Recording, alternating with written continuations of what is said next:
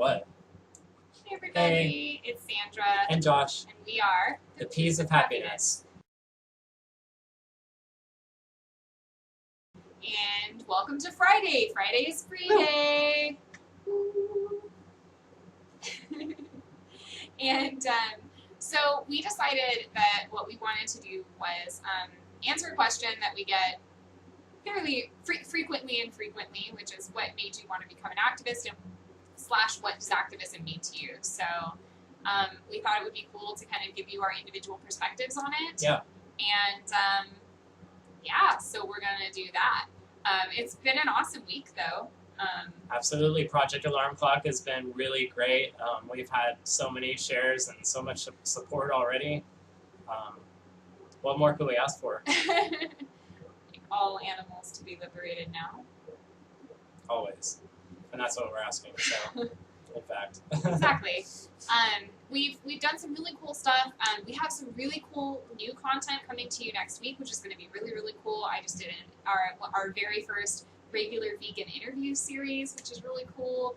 So that's going to be coming at you next week. We have something really big planned for you guys as far as direct action this week, so we're excited. If you still need to check out what Project Alarm Clock is, I'm going to go ahead and link it probably up there-ish. And down there in the description, that's right. And so you can check out what Project Alarm Clock is, how you can help, how you can contribute, and yeah, enjoy our weird self-interviews. What does activism mean to me? So, I'm answering the question, what activism means to me.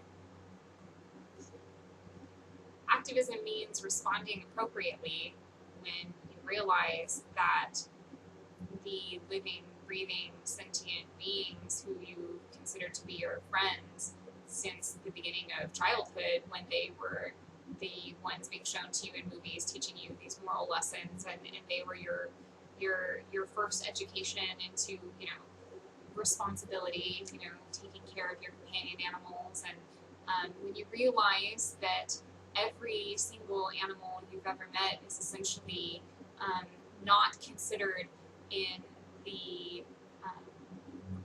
code of ethics that most people live by,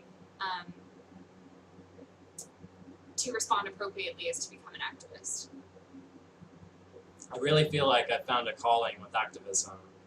Like I'm doing the right thing with my life, and I wouldn't rather be doing anything else. I always, for as long as I can remember, have wanted to do something important.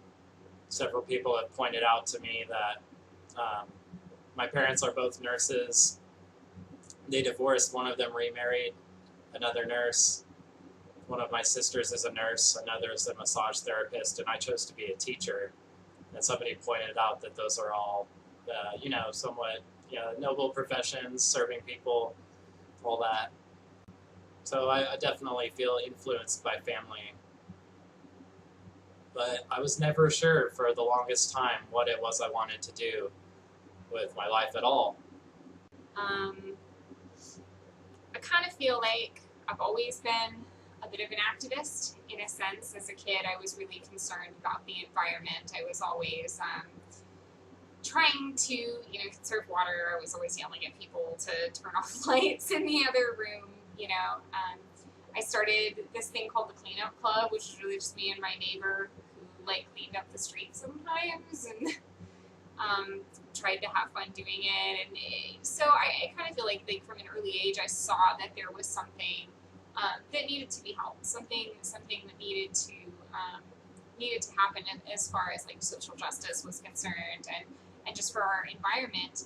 As I got older, I was really active in the GLBTQ community and trying to further those causes, and trying to gain equal rights for all of our citizens. Now, it's funny because I think that when the issues of veganism started to be presented to me, I immediately made that connection with the social justice movement of the GLBTQ community, because it was saying, we're not having the same rights, we're second-class citizens, we're not being treated properly, and that was the same thing I saw translated into the animal rights movement, but 1,000-fold. Because we're not talking about people simply just being denied a right to, one institution. We're talking about all animals being denied the right of even just ethical consideration, which was mind-boggling to me. I think when it really set in, and when I really started to grasp and understand these concepts. So I grew up and I learned so much about history and politics and government and psychology and sociology, philosophy. I somehow became really apathetic in light of all that, and I just had no idea what was best to do to try to fix any of this or promote some goodness in the world. And I knew there were good things to be done. I had a lot of hang-ups of my own, but eventually coming across this movement and taking it seriously finally, because we've all come across it. Everybody's heard of PETA, everybody has at least some reference to it in their lives. And it's very much a trained behavior to ignore it. But when I finally paid attention to these people, these activists who go out on their days off and are working so hard to demonstrate, to protest, to give their voices to the animals, when I finally paid attention to them and what they were doing, I saw it as one of, if not the most valid thing that I could do to contribute to a better world. I've always been in the mindset that any type of activism is valid as long as it's being done through a genuine effort, valiant effort for whatever cause you were championing, and especially with animal rights, I feel that way even more. There are so many different types of activists out there. I think that to talk about which one is more valid than the other is a little bit silly. I think they're all equally as valid. Now, I do think that there is a scale of being effective, and certainly there are more effective types of activism than others. But, again, you never know who is going to, hear the information and latch onto it. So to have a lot of different types of activists doing a lot of different types of activism, I think is a really good thing. And that's why we need every voice in this movement. That's why there is room for more of us to start speaking out, because there are so many different types of activism that are, will work for different types of people. Sandra and I became vegan very quickly after seeing, standard slaughterhouse practices. Sandra had dabbled in vegetarianism in the past unsuccessfully. I had seen maybe a 30-second clip of some animal abuse of a pig as a teenager, and it was very easy for me to write off and think, oh, this can't be normal, this is terrible. And, it was after taking an interest in changing our diet for health reasons. Then we'd been eating plant-based for a couple of weeks. We both, were feeling the drive to look into this, to see what these people are all about, to see why activism, why activists, why vegans. And so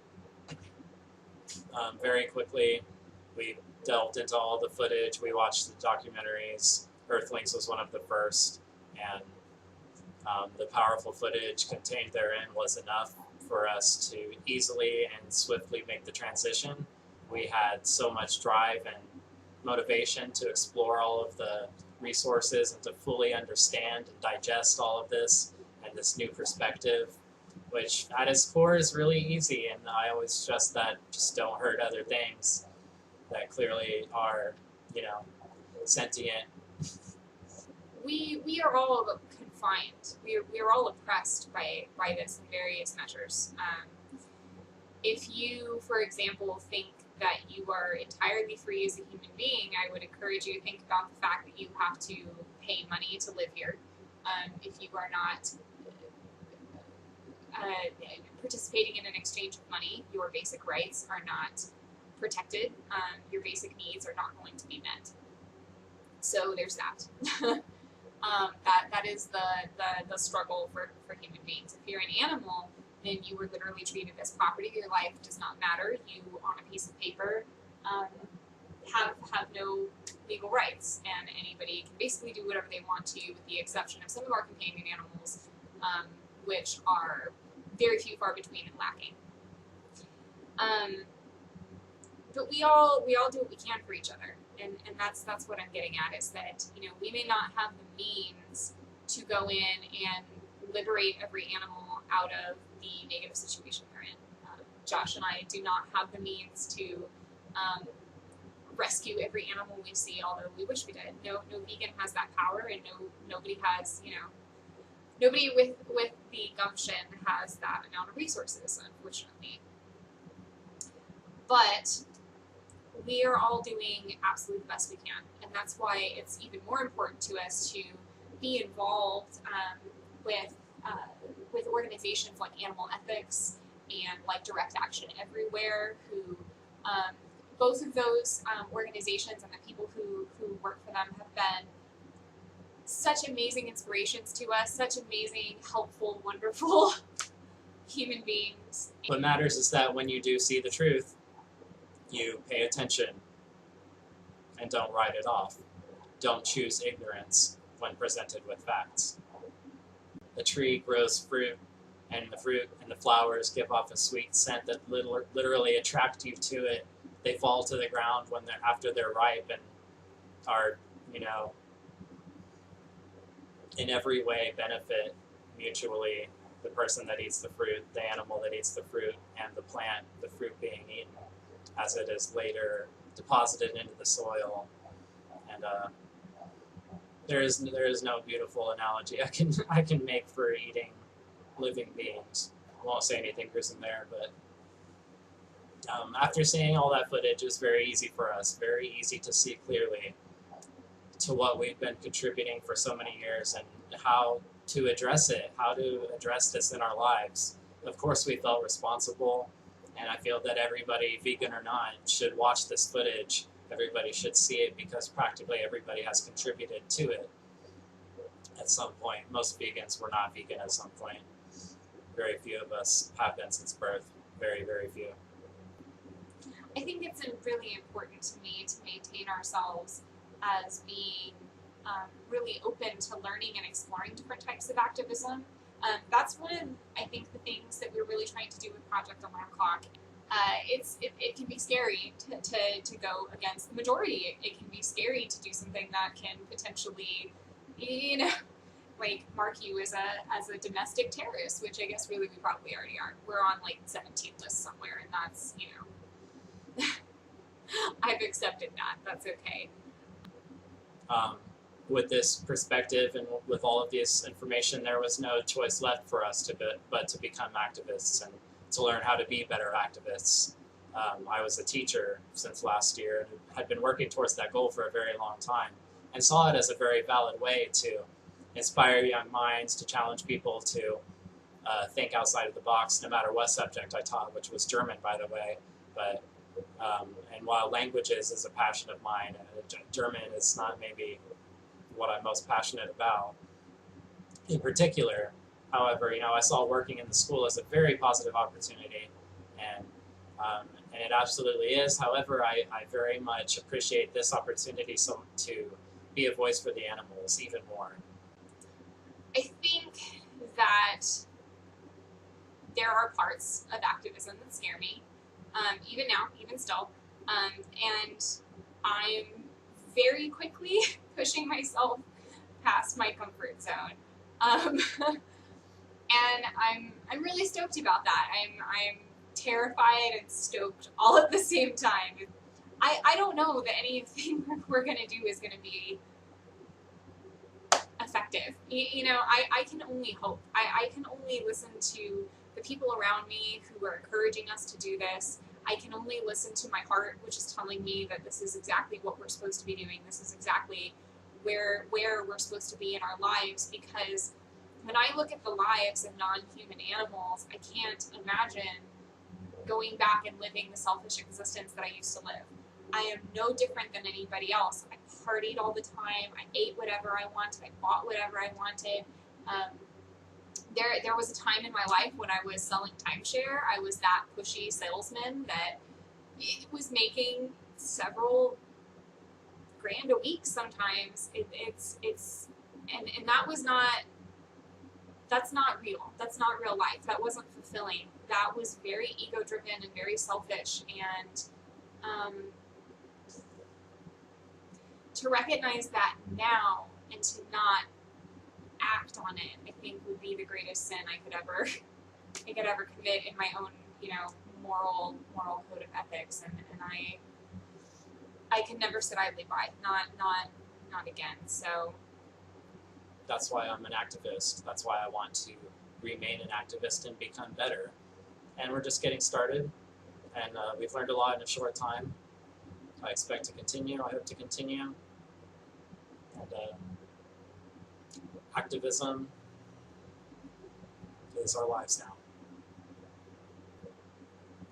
To respond appropriately is to do everything within your power to change the current paradigm. So activism to me means within your ethics.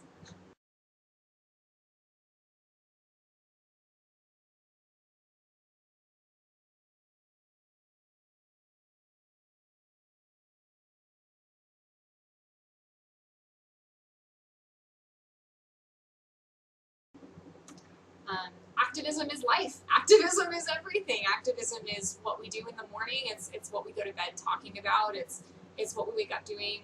First thing. It's a huge part of our lives because we are Earthlings.